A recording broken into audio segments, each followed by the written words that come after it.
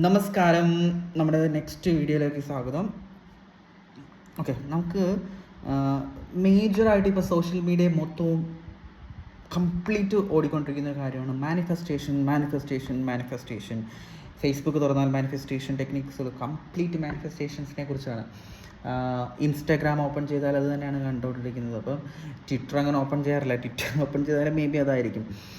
ഏത് social media platform എടുത്താലും manifestation ചെയ്യൂ, നിങ്ങൾ അതാവും, നിങ്ങൾ ഇതാവും, മറ്റിതാവും എന്നുള്ളതൊക്കെയാണ് നടക്കുന്നത്. അപ്പം ആക്ച്വലി ഈ മാനിഫെസ്റ്റേഷൻ എന്നുള്ളത് എന്താണ്? മാനിഫെസ്റ്റേഷൻ വർക്കൗട്ട് ആവുന്ന ഒരു തിയറി ആണോ എന്നുള്ളതാണ് നമ്മുടെ ഒരു പോയിന്റ്.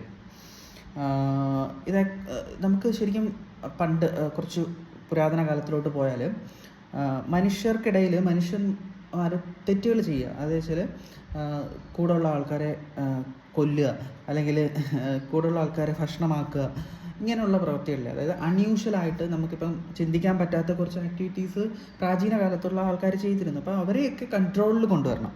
അവരെ കൺട്രോളിൽ കൊണ്ടുവരുന്നതിന് നമുക്ക് എന്ത് ചെയ്യണം വെച്ചാൽ അവരിൽ ഭയപ്പെടുത്തുന്ന എന്തെങ്കിലും ഒരു കോൺസെപ്റ്റ്സ് കൊണ്ടുവരണം. അതാണ് നമുക്ക് better idea to avoid such situations. അതായത് കൂട്ടത്തിലുള്ള ഒരാളെ കൊലപ്പെടുത്തിയിട്ട് അയാളെ ഭക്ഷണമാക്കുക എന്നൊക്കെ ഉള്ളത്, ആ രീതിയിൽ നിന്ന് നമുക്ക് മാറ്റം കൊണ്ടുവരിക എന്നുള്ളതാണ്. അപ്പോൾ അതിന് വേണ്ടിയിട്ട് അവിടെ മീൻസ് ആ കാലഘട്ടത്തിൽ ഉണ്ടായിരുന്ന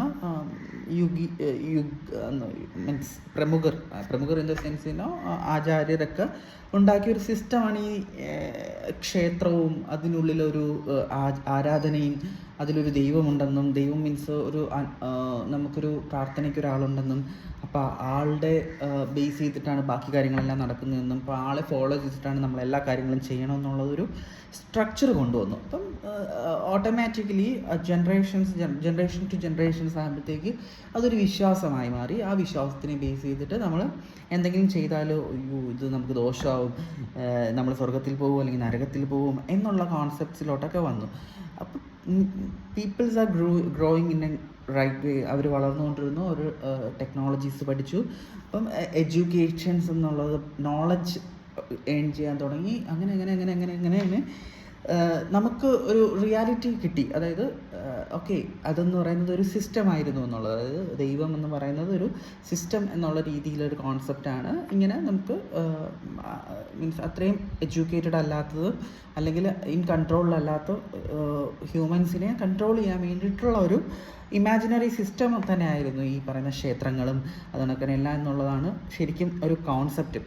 അപ്പം അതിൽ നിന്ന് വന്ന മാറ്റങ്ങളാണ് ഈ പറയുന്ന എഡ്യൂക്കേറ്റഡ് ആൾക്കാർ വന്നപ്പോഴത്തേക്ക് അവരിൽ അതിനെക്കുറിച്ച് ചിന്തിക്കാൻ തുടങ്ങി. എന്തുകൊണ്ട് ആ ഒരു ഇങ്ങനെ ആയി, അല്ലെങ്കിൽ അതിൻ്റെയൊക്കെ റിയൽ ലോജിക്ക് എന്താണ് എന്നുള്ളതൊക്കെ തിങ്ക് ചെയ്യാൻ തുടങ്ങി.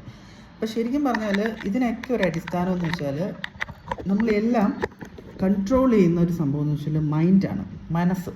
നമ്മുടെ മൈൻഡ് ഒരു സബ് കോൺഷ്യസ് ആയിട്ട് നമുക്കൊരു കൺട്രോളുണ്ട്.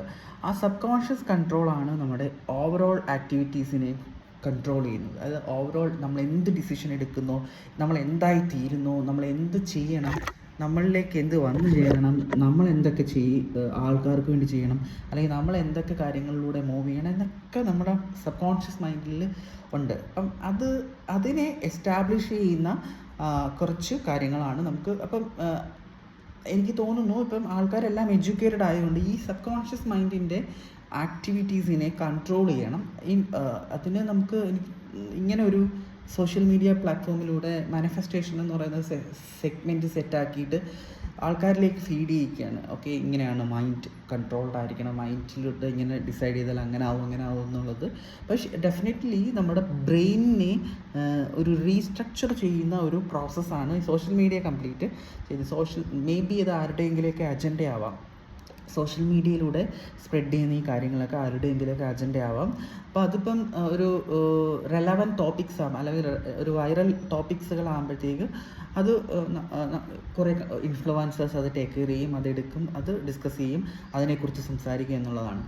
അപ്പോൾ ഇതിൻ്റെയൊക്കെ അൾട്ടിമേറ്റ് എയിം നമ്മൾ മറ്റ് ഒരു ആളുടെ ഉപദേശം കേട്ടിട്ട് ഫോളോ ചെയ്യാതെ അവനവന് ഹാംഫുൾ ആവാതെ